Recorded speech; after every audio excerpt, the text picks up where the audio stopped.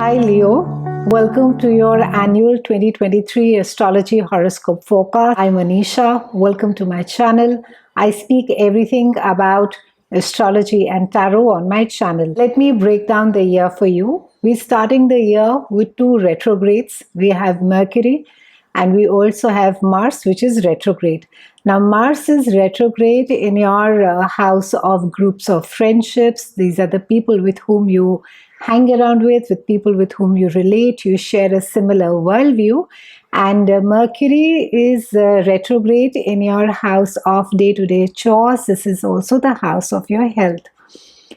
So unlike maybe what we may have expected to be starting the year off with a big bang, we are starting the year with a slightly slow start. There's an air of introspection, there's an air around maybe looking at our life journey so far and what is it that needs to get redone.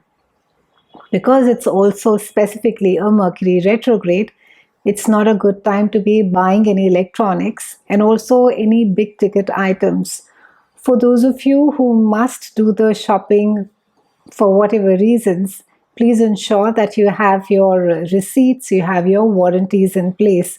It does often happen that once the retrograde is over, we may either find a better deal or it can also be that the product turns out to have a technical glitch.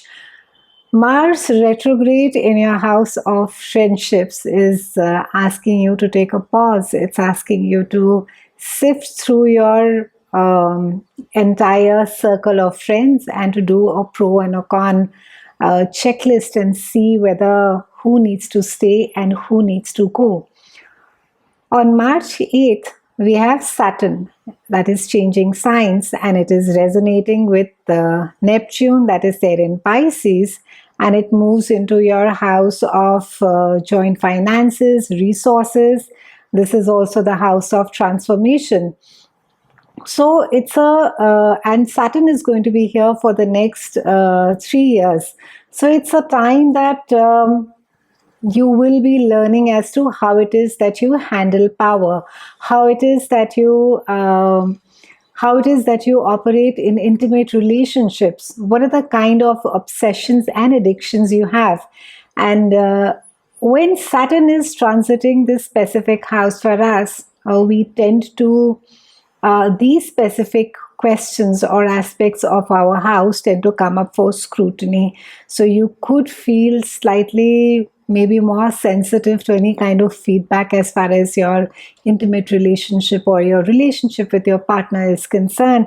It can also be that maybe you are being forced now to examine your deep attachments, your obsessions, and this also includes your sexual relationships, your finances, specifically when it has to do with debts or shared finances and your need for control as well. Sometimes Saturn, when it transits this house of joint finances and resources, it can also bring about sexual dysfunctions, and whether we encounter these in ourselves or whether you could encounter these in your partner as well. And you could have difficulties in the bedroom. It's a good time to be seeking an expert during this time and to be getting some help. There could be that there are problems around intimacy, that you're having a difficult time really to share your deepest desires with your partners. And the pressure that we feel by Saturn in this specific house, it is designed to make us feel more aware about our inherent or our deep nature and what is it exactly that we want. For some of you, it can also be that there is a lot of dissatisfaction, there is frustration in what you really want as far as your relationship is concerned with your partner, and this may also have to do with your resources, and often this comes up on the surface as soon as the transit begins. So issues around power, how it is that you have been using power. You may find that earlier ways of you controlling your environment and the people in our lives it is simply not effective anymore. It just does not work. And you could also be made more aware as to how it is that you have been employing control over other people or even your situations. Another realm about this specific house is, it governs our morality. So you could become quite acutely aware about your own morality as well during this while. This is also a time where you could be quite conscious of the fact, that you're not going to be living forever, and you of course would know this as a fact at the back of your mind. But Saturn transit is just going to make you more aware that time is running out, and you need to be maybe putting things right. And you don't have to be 80 years old or really old in order to be thinking of these things. You can be quite young, you can be in a committed relationship or not, but these are the thoughts that could be playing at the in your subconscious. And it's also that during this time you could on a psychological level face some of your fears, which are of a compulsive nature, and they could just lead you to believe that you need certain things in order to survive. So for example, if you were to take superstition, maybe there is some small, ritual that you conduct which makes you feel that, oh, you're protected, or it gives you good luck. And if you do it, however, often enough, then that just becomes an addiction. I mean, you can't you can't start your day, or if you've forgotten to do that specific ritual, it literally hinders you.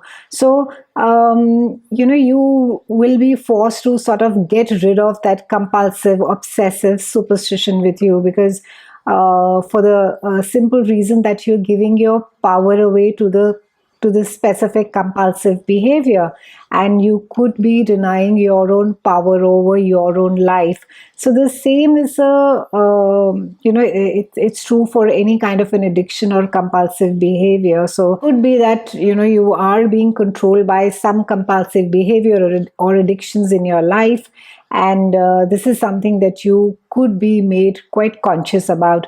Towards the end of the transit, towards the end of 3 years, you would have eliminated, hopefully, if you worked with the Saturnian energy, you would have eliminated some deep-seated habits of attachments that have been, may have been keeping you back from feeling emotionally free.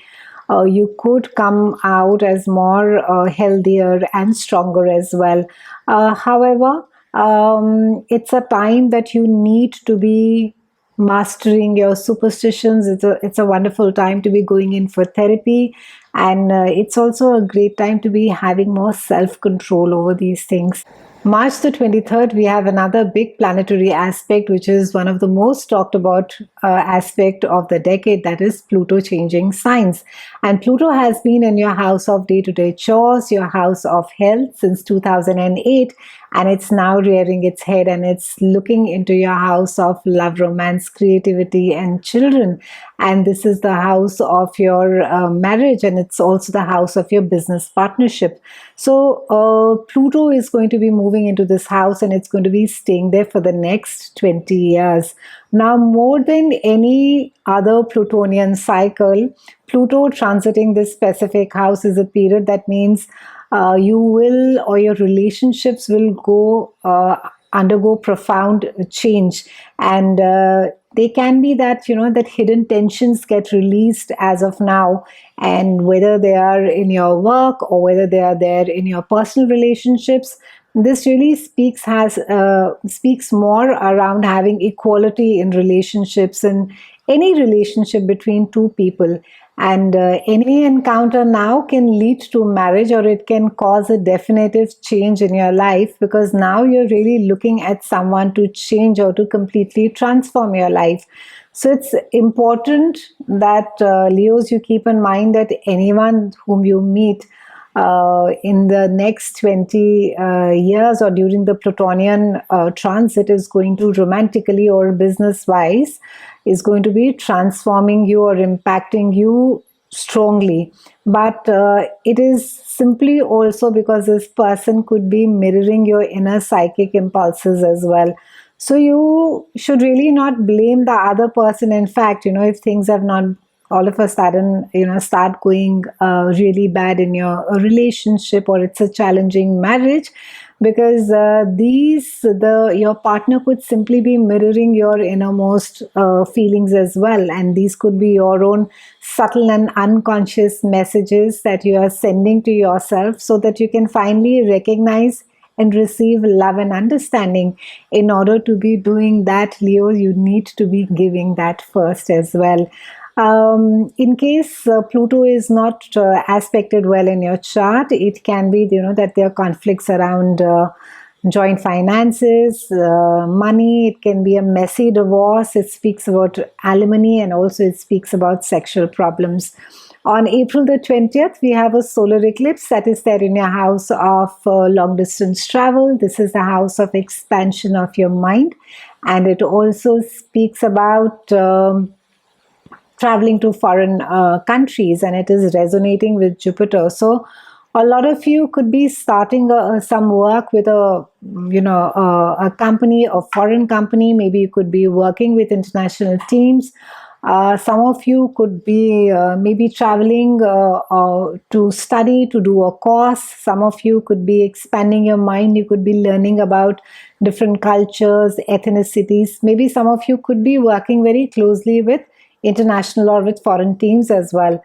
May the 5th, we have a lunar eclipse that is there in your house of joint finances. And this is a time that you are, maybe for some of you, a project comes to an end. Maybe one source of income finishes. It could be that you are now either putting finishes touches to a project. In some cases, it can be that, you are, maybe you're leaving your job, and, you're just sort of saying your goodbyes during this time. 17th of May, we have Jupiter, which is resonating with Uranus in your house of career and accolades, and it is there for a year. And very fortunate aspect as well, because Uranus, of course, and Jupiter in the 10th is going to be expanding your work. It's going to be creating more work for you. Maybe work which is very unusual. Maybe this is the kind of work that you've not done before. Also, the tenor of the work is going to be quite unpredictable. At times there will be a lot of work, there will be a lot of stress, a lot of busyness. And at other times you'll find that it's really it's slow, it's calm, just the monotony of the work will be there. But you can expect mid-May for sure that your work will increase. On June 12th, Pluto is moving back briefly into your house of day-to-day chores, and before it will, of course, move into your house of marriage and partnership for the next 20 years. But for briefly, again, Pluto is going to be making sure that you have looked at your health regime. You are, paying more focus about your day-to-day chores, your work. On October 14th, we have a solar eclipse, which is there in your house of communication. This is the house of siblings and your community. Maybe, you're either starting a project with a sibling. Maybe you're working with your sibling. Maybe you're collaborating something over there. It also speaks about, some amount of busyness, short distance travel, really maybe in and around city or close by. Maybe you're having to do a lot of back and forth travel is happening. And you may find yourself being more than usually involved in your community. Maybe the place where you stay, you're being more involved in making it more green or making it more beautiful. The interesting thing this year is that we have Mercury retrograde is in Earth sign this entire year. So the energy is a very earthy energy. It is a very practical, pragmatic, implementing energy. It is not a time to be ideating. It's not a time to be. It's not a time to be really just debating and thinking about ideas. It's a time to be implementing all the conversations that you may have had in 2022. On October 28th, we have a lunar eclipse that is there in your house of career. So for some of you, again, our project comes to an end.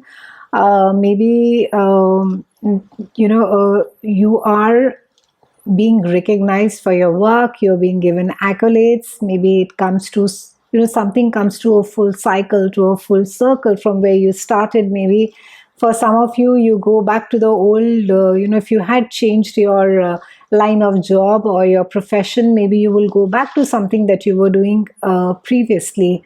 Now, there is a lot of potential, of course, this year, but there is a lot of work as well, especially with Pluto and with Saturn moving, and it is asking us to look at that specific areas of our life where we need to evolve.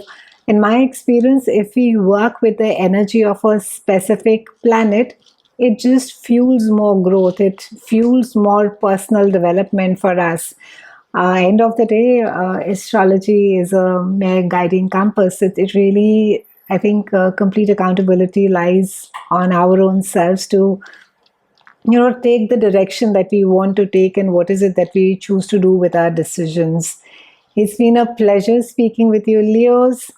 Wishing you a fabulous 2023. I'll see you again soon, and thank you so much for watching.